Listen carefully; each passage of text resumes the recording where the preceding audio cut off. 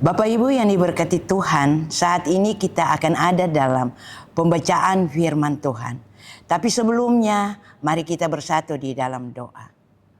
Ya Allah Tuhan kami yang Maha Kudus, Suci, Agung, dan Mulia. Di saat ini kami akan membaca dan merenungkan firman Tuhan. Sebab itu Tuhan, biarlah hikmat Allah bekerja pada hamba-Mu. Dan biarlah firman Tuhan ini menerangi setiap hati dan pikiran kami oleh tuntunan Roh Kudus. Berfirmanlah Tuhan, karena kami siap mendengarnya. Amin.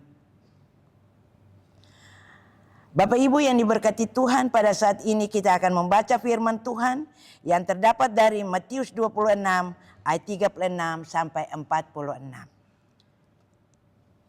Kita akan membaca firman Tuhan. Di Getsemani, kemudian sampailah Yesus bersama murid-muridnya ke suatu tempat yang bernama Getsemani. Ia berkata kepada murid-muridnya, "Duduklah di sini sementara aku pergi ke sana untuk berdoa." Ia membawa Petrus dan kedua anak Zebedeus sertanya. Ia mulai merasa sedih dan gelisah. Lalu katanya kepada mereka, "Hatiku sangat sedih, seperti mau mati rasanya. Tinggallah di sini dan berjaga-jagalah dengan aku." Kemudian ia maju sedikit, lalu sujud dan berdoa, "Ya Bapakku, jikalau sekiranya mungkin, biarlah cawan ini berlalu dari hadapanku, tetapi janganlah seperti yang ku kehendaki, melainkan seperti yang Engkau kehendaki." Ia kembali kepada murid-muridnya dan mendapatkan mereka sedang tidur.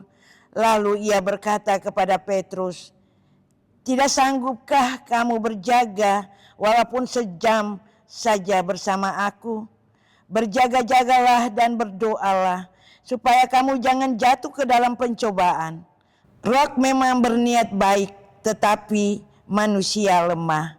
Lalu ia pergi untuk kedua kalinya dan berdoa, "Ya Bapakku, jikalau cawan ini tidak mungkin berlalu kecuali apabila aku meminumnya, jadilah kehendak-Mu."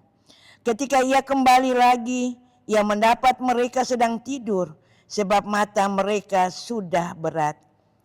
Ia membiarkan mereka di situ, lalu pergi lagi dan berdoa untuk ketiga kalinya dengan mengucapkan doa yang sama. Sesudah itu ia datang kepada murid-muridnya dan berkata kepada mereka, "Masakah kamu tidur dan beristirahat? Lihat, saatnya sudah tiba, Anak Manusia diserahkan ke tangan orang-orang berdosa. Bangunlah, marilah kita pergi. Dia yang menyerahkan aku sudah dekat." Demikianlah firman Tuhan. Berbahagialah kita semua yang membaca dan merenungkan firman Tuhan ini, serta menghayatinya dan menyimpannya di dalam hati. Hosiana. Bapak Ibu yang diberkati Tuhan, pembacaan firman Tuhan yang terambil dari Matius 26 ayat 36 sampai 46 menceritakan kepada kita semua bahwa sementara ini kita ada dalam hari-hari memperingati kesengsaraan Tuhan Yesus. Sebab itu tema yang saya ambil sengsara dan kematian Tuhan Yesus. Subtema kematian membawa kemenangan bagi manusia. Dalam pembacaan firman Tuhan ini ada 4 bagian yang perlu kita renungkan bersama. Yaitu 1, Yesus di Taman Getsemani. Matius 26 ayat 36 sampai 46 ini setiap tahun umat Kristen memperingati hari kesengsaraan Yesus Kristus. Kita perlu merenungkan hari-hari menjelang penderitaannya di kayu salib. Alkitab memberitahukan bahwa menjelang hari penderitaannya, Tuhan Yesus bersama ketiga muridnya, yaitu Petrus, Yakobus, dan Yohanes, mereka pergi ke sebuah taman yang bernama Taman Getsemani. Di dalam taman ini kita dapat melihat ada beberapa bagian, yaitu pertama, kehidupan doa Yesus. Secara fisik, keadaan Yesus tidak jauh berbeda dan mungkin lebih parah dari murid-muridnya. Sangat kelelahan sampai tertidur. Sebaliknya, Yesus sangat sedih dan gentar sampai rasanya mau mati. Yaitu kita lihat di ayatnya yang ke 37 sampai 38. Secara psikologis, Tuhan Yesus juga mengalami depresi. Karena apa? Karena Yesus juga memiliki kemanusiaannya dan juga memiliki kealahannya. Sebab itu penderitaannya yang dia alami, namun demikian lebih mendorong Yesus untuk lebih dekat pada Bapanya. Langkah tindakan Yesus ini terlihat ketika dia dipengaruhi oleh situasi maupun kondisi saat itu. Bapak Ibu yang diberkati Tuhan, yang kedua, kehidupan yang besar. Menjelang kesengsaraannya, situasi sangat gawat. Karena sebentar lagi muridnya Yudas Iskariot akan datang membawa rombongan dan menangkap Yesus dengan alat-alat yang ada di tangannya, yaitu pentun dan lain-lain. Membawa pedang sehingga terjadi ada sengketa iman pada saat itu karena murid-muridnya merasa bahwa gurunya itu seperti orang pencuri yang mereka datang tangkap. Oleh sebab itu, mari kita lihat bersama bahwa Tuhan Yesus memang sebagai manusia mengalami depresi, bukan tekanan batin. Itu perlu diingat. Dan penderitaannya. Namun demikian lebih mendorong Yesus untuk lebih dekat kepada Bapanya. Karena dia melakukan kehendak Bapanya di sorga. Dan Bapanya di sorga menginginkan dia untuk dapat mengalami penderitaan itu. Yang ketiga, kehidupan yang besar. Menjelang kesengsaraannya, situasi sangat mencekam itu membuat muridnya Yudas Iskariot dan semua ahli-ahli Taurat yang datang untuk menangkap Yesus pada saat itu, yaitu Yesus juga harus menerima itu karena dia harus melakukan kehendak Bapanya di sorga. Bapak Ibu yang diberkati Tuhan, melihat daripada kesengsaraan Yesus ini, dia memberikan dirinya, dia mengalami penyalipannya karena dia sangat mencintai manusia. Sebab itu dia selalu berdoa kepada Bapanya di surga.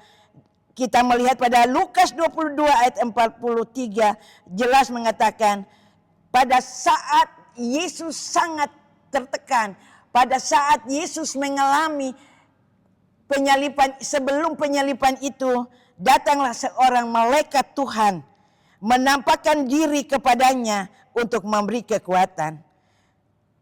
Yesus jelas terlihat bahwa hidup ini harus berharap dan bersandar pada Bapanya di sorga.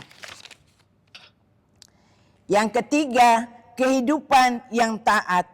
Doa di Taman Getsemani, Yesus mengatakan, Bapa, jikalau engkau mau atau sekiranya mungkin, biarlah cawan ini lalu daripadaku.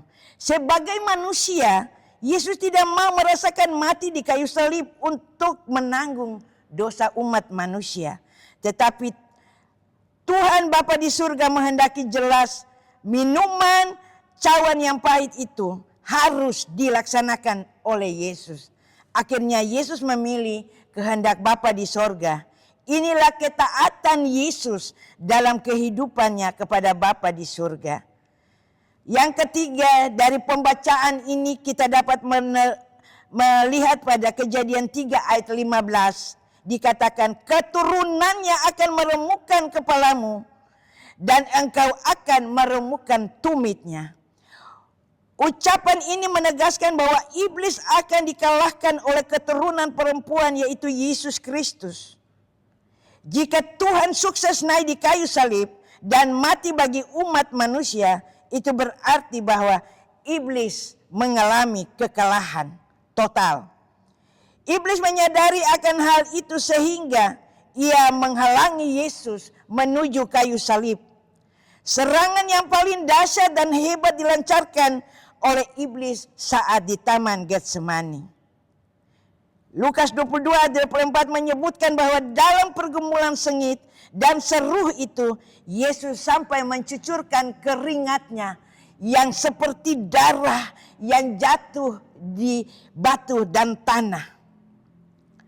Namun akhirnya Yesus mengalahkan godaan dan bujukan iblis sehingga Yesus dengan disiplin dan taat, bukan pasrah, melaksanakan kehendak Bapa di sorga.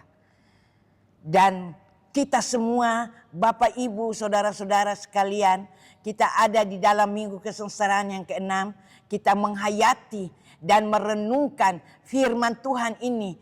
Dan kita selalu harus, bukan secara biasa saja kita setiap tahun secara gerejawi, kita selalu ada di minggu-minggu kesengsaraan. Tetapi bagaimana kita memaknai kematian kesengsaraan Tuhan itu. Dia tidak berdosa, tapi dia dibuat menjadi berdosa. Sebab itu mari dengan memperingati hari kesengsaraan dan kematian Yesus, kita perlu memaknai akan penderitaannya. Karena Bapa di sorga mengasihi manusia sehingga diberikan anaknya yang tunggal Tuhan kita. Supaya setiap orang yang percaya kepadanya tidak binasa, melainkan beroleh hidup yang kekal.